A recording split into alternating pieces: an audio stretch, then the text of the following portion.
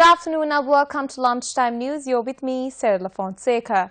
Before we head into our stories, first we'll take a look at headlines. Security personnel at the airport launched strike action over transfers.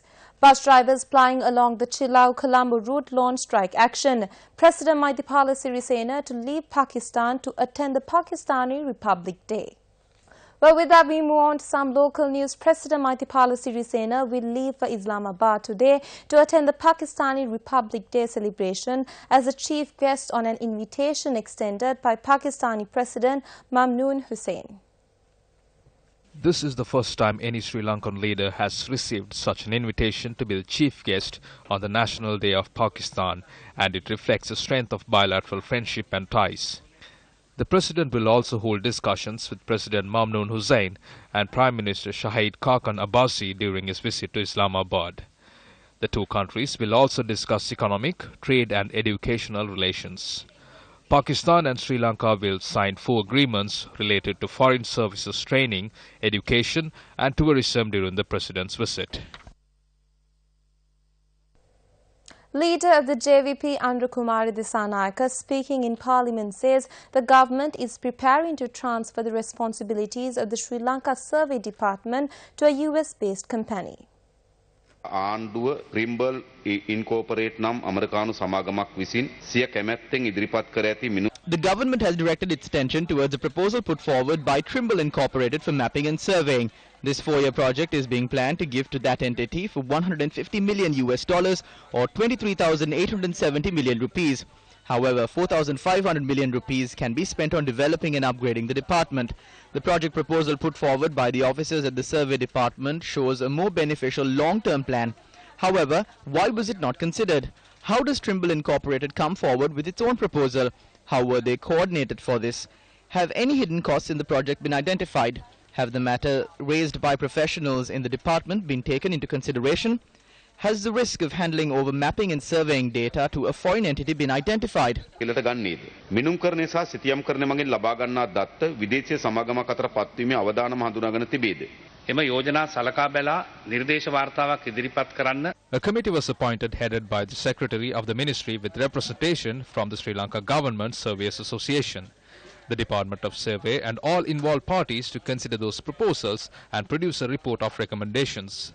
The report will be discussed within a period of 3 days and is to be given to us by tomorrow. As far as I'm aware, Trimble Incorporated made attempts during the reign of the previous government as well.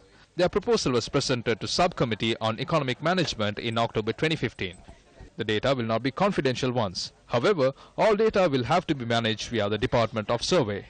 There is no provision for other countries to have access to material concerning national security. All matters will be handled by the Department of Survey. අපේ ජාතික ආරක්ෂාවට බලපාන කිසි දෙයකට මේක ඉඩක් සලසන්නේ නැහැ. මිලින්දෝරු දෙපාර්තමේන්තුව තමයි මේ සියල්ල කරනවා නම් කරන්නේ. Rosi Senanayake assumed duties as the mayor of the Colombo Municipal Council.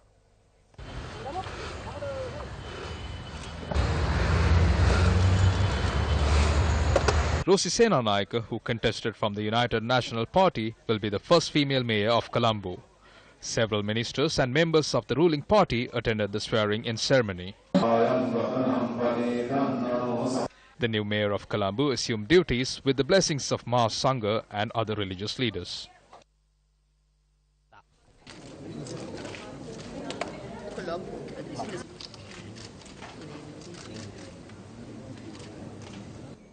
Sri Lanka Podujana Perumuna candidates who were elected to local government bodies in the Western province were sworn in yesterday in the presence of former President Mahinda Rajapaksa.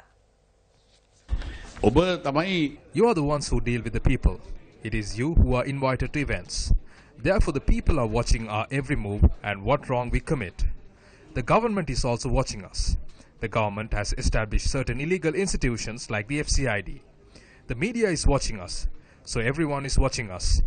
We have a responsibility to work righteously and win over the people. Those in the opposition, including Dinesh Gunawardena and several other people from the government, joined with us, and we handed over a motion of no confidence against the government and the leader of the government. The ruling party has also responded in several ways. It is now our time to keep watch. 19 UMP candidates who were elected to the Negombo Municipal Council took oaths before Minister John Amarathunga yesterday. A no-confidence motion has been presented to the Speaker against our Prime Minister. They said there were 113, but in the end only 50 plus had signed the motion. That is all. Defeating this isn't a big problem. Whenever this is taken up in Parliament for a debate, all members of our party will stand up and defeat this without support of any other party. We have 107 in the United National Party and we can defeat this. Employees of the private buses plying along the Chilau-Colombo route have launched a strike action. Chairman of the Private Bus Owners Association, Kamini Fonseca, said that the strike was launched following the assault on a bus driver. The victim is currently receiving treatment at the National Hospital. Came to go to Colombo, but there is a strike. They are saying they will not operate because of the assault. A group of employees also spoke with the parliamentarian Shanta Abesegui today regarding the incident. The group requested the parliamentarian to take steps to stop growing numbers of assault on bus drivers plying along the Negombo-Colombo route. These problems have arisen as a result of buses operating without permits. The Chief Inspector will arrive at 10 for discussions. Call off the strike and carry on with your work after the discussions. The Kuchikade police are already on an operation to arrest these individuals. Operations along the upcountry railway line have come to a standstill following a derailment of the train between Alla and Demodara. A night mail train plying from Colombo to Badulla had derailed in close proximity to the Nine Oaks Bridge around 6:20 this morning. The railway control room said 2 compartments had derailed and steps have been taken to place those compartments back on the track. A correspondent, however, reported the cause of the derailment is yet to be ascertained. The tracks were seriously damaged following the derailment and 138 railway slippers which support the tracks were destroyed. Authorities took measures to move the train engine with 1 compartment that did not derail to the Badulla station. More in local news now. Security personnel at the Katnaka airport commenced a protest this morning. This is in protest to transfer given to 36 senior security officers by the airport head of security. Around 350 security personnel took part in this protest, where they stormed into the main administration building and voiced their objection. There was a presidential movement today. 9 personnel have been transferred arbitrarily. The entire security system has been jammed. There are 4 women in the team and the head of security is carrying out the operations as per their wishes. Close associates of the drug peddler known as Pottanaufer walk into the duty-free with protection from the security units. The chairman overruled the decision taken by the head of security and cancelled those transfers. Some are acting in unwarranted manner under the guise of good governance. We will launch a massive protest on the 27th against these corrupt individuals and not against the government or the institution. If there is a group change, it needs to be informed a month before.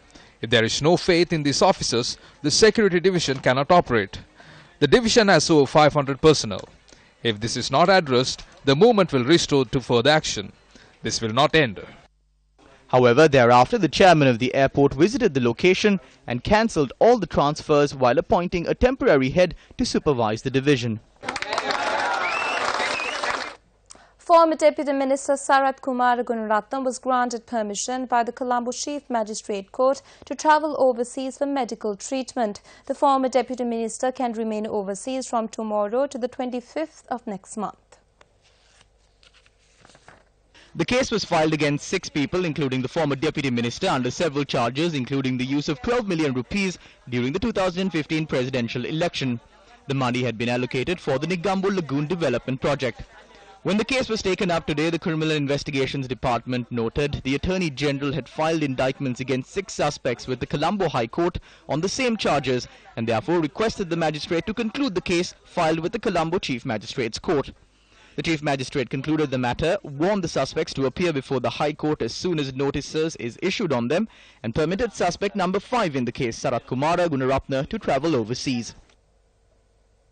A parcel containing cocaine was discovered at the Central Mail Exchange. The Police Narcotic Bureau said the parcel sent from the Netherlands is addressed to residents from Wattala.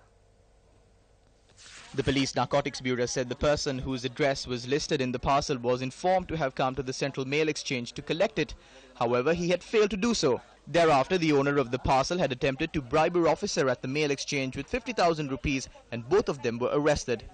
It was then that the parcel had been opened, where law enforcement discovered 22 grams and 170 milligrams of cocaine. The suspects are to be produced before the Maligakanda Magistrates Court today. The Police Narcotics Bureau has requested an order from court to detain and interrogate the suspects for 7 days.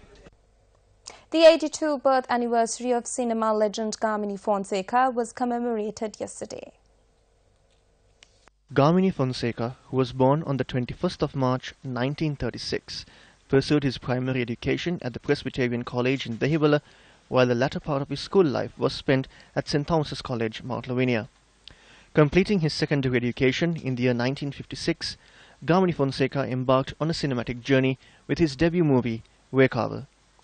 He soon catapulted to a cinema icon with movies such as Sandesha in the year 1960, Ranmatuduva, Gatavario, Divario and Gampirilia, which captivated the hearts of audiences here at home and abroad. He showcased his exceptional prowess as a director through the movie Parasatumal. Kamini Fonseca, who was fondly remembered by many as an actor, entered politics in the year 1989 from the United National Party. He was appointed Deputy Speaker after being elected to Parliament from the Madra district the same year. Kamini Fonseca served as the Governor of the North and East during the tenure of former President Chandrika Bandaranaike Kumaratunga. He also functioned as the Group Director of the Capital Maharaja Organisation Limited. Kamini Fonseca, who breathed his last on the 30th of September 2004 at the age of 68, constantly remains strong in our midst. Well, this is a wrap of lunchtime news for the day. Do join us again on our afternoon 55s as we bring you the very latest.